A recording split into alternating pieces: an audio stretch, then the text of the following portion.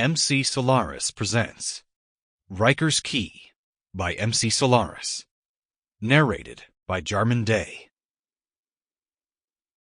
Chapter 1. Why do you think that's the case, Tom? Keena asked in a gentle and calm voice. Tom's dark brown eyes shifted to something over her left shoulder. He was probably looking at the geometric abstract art piece made up of different shades of gray again. Keena simply waited. It was just how she looked at me. Tom's eyes only focused on hers for a split second before they were glued back on the geometric art. And how did she look at you? Keena probed again in a soft voice. Like as if I didn't exist. And how would it have felt if she did look at you as if you did exist?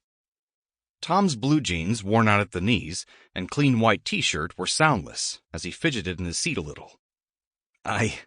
He cleared his throat. I would have felt scared. Keena felt Tom's fear, but it wasn't into unproductive or dangerous territory, so there was no need for her to intervene.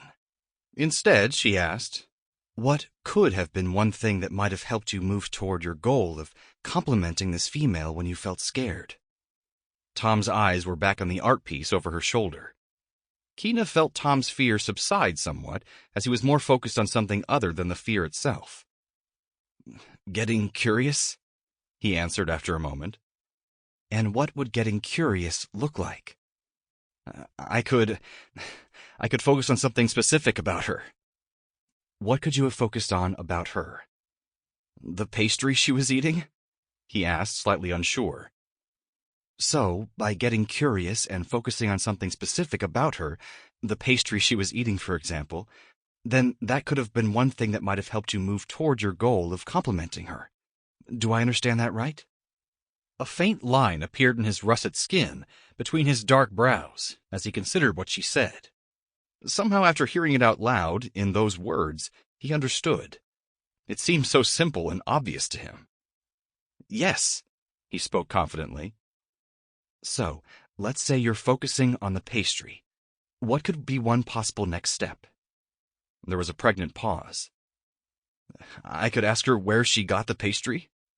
And if you did ask her where she got the pastry, and let's say she answered, then what might be one thing that could bring you closer towards your goal of complimenting her? I could compliment her, he said as if it was an easy and natural next step in the hypothetical conversation. And how would you compliment her?